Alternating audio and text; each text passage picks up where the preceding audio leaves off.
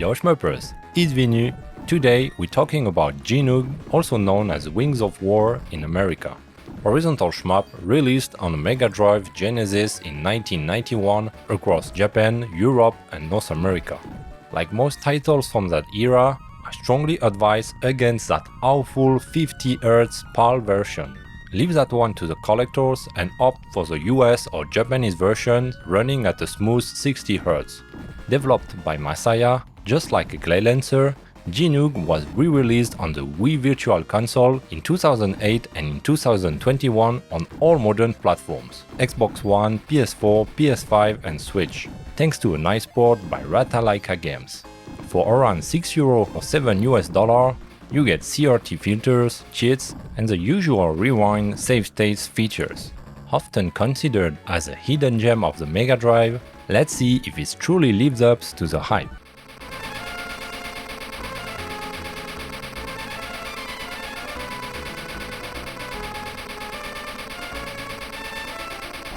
You play as Wor, a winged angel who must save his planet Ocus from a terrible virus that mutates creatures into biomechanical monstrosities straight out of hell. And that's what really stands out when you first play Gynoug. Its dark, eerie and grotesque atmosphere, pulling you deeper and deeper into madness. The game's aesthetic is heavily influenced by H.R. Giger, the genius behind Alien's design. However, Satoshi Nakai, the lead designer of the game, claims to have been mainly inspired by David Lynch's Dune. Interestingly, Dune was originally a project by Jodorowsky in the 70s, who asked Giger to create sketches for the film's universe before it was handed over to Lynch, bringing the story full circle. Furthermore, Gynoug displays prominent phallic designs, which are a recurring visual element in the homotic Choaniki series, also designed by Satoshi Nakai and reminiscent of Giger's art. Even though it's quite early Genesis shmup, Gynoug has lost none of its visual charm. Each of its 6 stages feels unique, featuring an insane variety of enemies. Some bosses are so massive that the background disappears just to allow the Mega Drive to handle them properly. Add to that some very nice distortion effects, beautiful parallax scrolling, especially in the final stage, all while running flawlessly. No slowdowns, no sprite flickering, despite the sheer number of enemies on screen. It's a tour de force. But it's in the gameplay where Gynoug truly shines. You have an auto-fire shot that can be upgraded with blue power-ups to increase strength and red power-ups to boost its spread up to 5 times. Your speed can also be increased by collecting phasers up to 8 times. However, I would recommend avoiding them after 3 or 4, as going too fast can make your dodging less precise. On top of that, you have access to 8 offensive or defensive magic spells, which are obtained by collecting scrolls throughout the levels and activate with the C button. These spells are strategically distributed. For example, the game provides you a ground attack magic spell in stage 4, where many enemies are turrets. Similarly, you will get a shield spell in stage 5, which is much more challenging than the others. You have 3 slots for spells, and you can cycle through them using the A button. If you pick up a 4th spell, the first one will be replaced.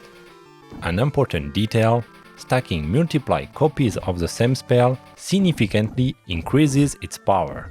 So it's often better to wait until you collected 3 of the same spell before using it, to maximize its effect. You will also come across gems surrounded by a grey outline in red, blue or orange, which alter your shot pattern. Some spreading in wider, others even allowing to fire backward. Like the spells, these gems are strategically placed throughout the levels. There are a few hidden lives to collect throughout the levels, and you will earn an extend every 200,000 points. In total, you will have around 10 lives available for 1 CC run. The scoring system is very basic. Like most shooters of this era, you just need to kill enemies and collect power-ups when you are already at max power. Gynoug is ahead of this time in many ways. First of all, controlling a character instead of a spaceship was quite original for its time, even though it already existed.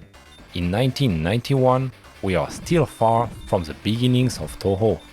The hero's wide and dense shot provides an excellent sense of power, and the gameplay remains simple without a ton of weapons. This is the direction most shoot-'em-ups took afterwards. There is no checkpoint system. When you die, you respawn instantly, only losing a small portion of your power. Once again, this feels surprisingly modern, breaking away from the usual standards of the era. And above all, the enemy patterns are fantastic, showing real thoughts and creativity. Most of them are dense but slow, allowing players to weave through them, an approach that foreshadows elements of manic shooters. Special mention to that boss that throws red blood cells. It drives me crazy, but he is absolutely brilliant. Also, the character's hitbox is quite small, making tight dodges possible. On top of that, Wor controls perfectly, tight and responsive, making the gameplay incredibly satisfying. This shmup is a masterclass in game and level design. It's very well balanced, with a gradual difficulty curve that feels just right. However, there is a noticeable gap in stage 5, where you will need to memorize some tricky sections before reaching the final stage. A really cool boss rush. I find the visibility remains clear even during stage 5 in the beast entrails, as the bullets stand out well.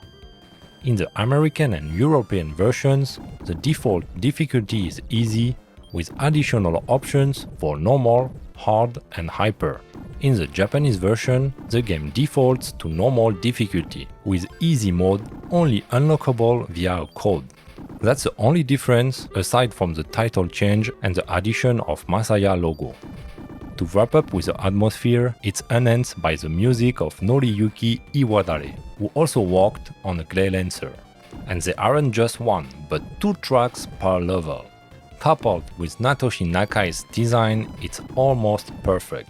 Only the really old-school sound effects might turn some people off.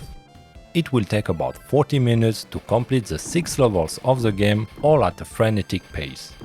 The options are basic, featuring button remapping and difficulty selection. If you hold the A buttons for a few seconds, while on the control option in the settings, it will unlock level select, which is very handy for practicing specific levels.